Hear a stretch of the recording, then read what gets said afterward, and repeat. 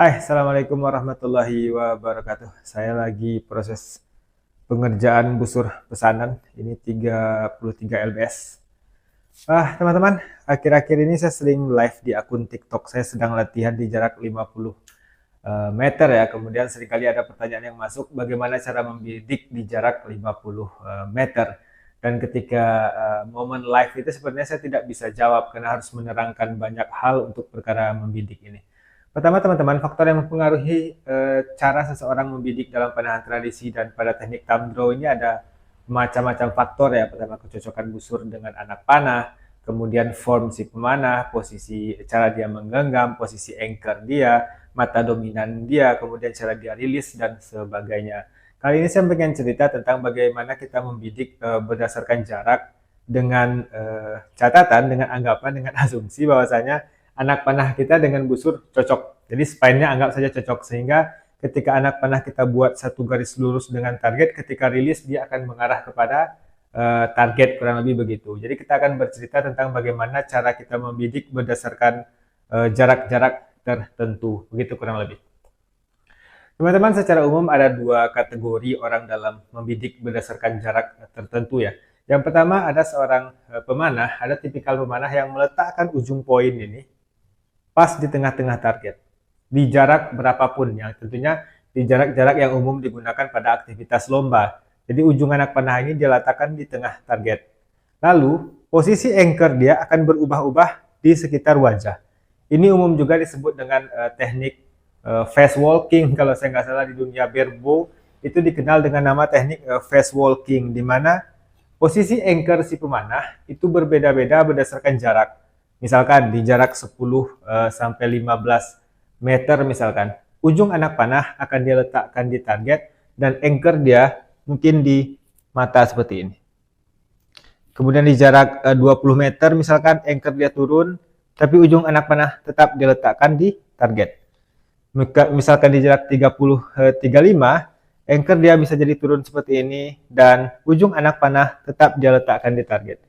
Di jarak yang lebih jauh, misalkan di jarak 40, kemudian posisi anchor dia akan bisa lebih turun lagi ke bawah seperti ini mungkin, dan ujung anak panah tetap dia letakkan di target. Jadi ada dua tipikal pemanah biasanya dengan cara membidiknya masing-masing. Ada yang seperti itu, meletakkan ujung anak panah di target dengan teknik fast walking tadi gitu loh. Sehingga anchor dia berubah-ubah, mungkin jarak dekat segini, semakin bertambah jarak, semakin bertambah jarak, maka anchor dia akan semakin turun. Biasanya pemanah tipe seperti ini dia akan menghafal jarak-jarak. Misalkan jarak 30, dia akan hafal sekali tuh, ini titik anchornya. Dan ujung anak panah akan dia letakkan pas di tengah-tengah target. Misal dia main di jarak 40, dia hafal tuh, ini loh anchor jarak 40. Dan ujung anak panah akan dia letakkan di target. Itu tipe cara membidik yang pertama. Ada cara yang kedua, teman-teman, di mana seorang pemanah formnya statis. Dalam artian anchornya sama. Jadi anchornya di sini, anggaplah di sini terus.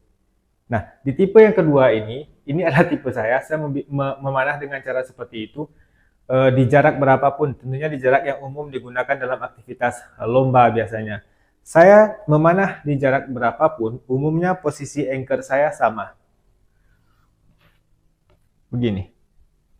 Lalu bagaimana cara saya membidik di jarak-jarak yang berbeda? Maka saya akan menggunakan sisi-sisi busur sebagai titik bidik. Misal, di jarak, anggaplah di jarak 10-15, bisa jadi mungkin di titik ini, saya jadikan posisi bidikan, di jarak 20 mungkin geser ke sini, di jarak 30 mungkin geser ke sini, di jarak 40 bisa geser ke sini, jarak 60 bisa geser ke sini, dan sebagainya.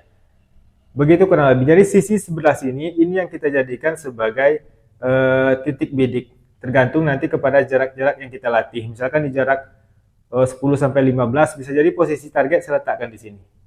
Saya buat anak panah satu garis lurus dengan target, kemudian posisi target, tengah target saya letakkan di sini kurang lebih.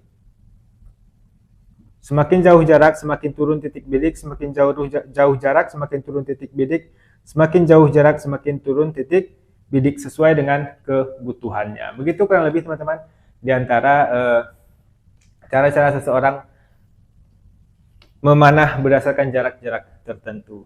Sekian, semoga bermanfaat. Assalamualaikum.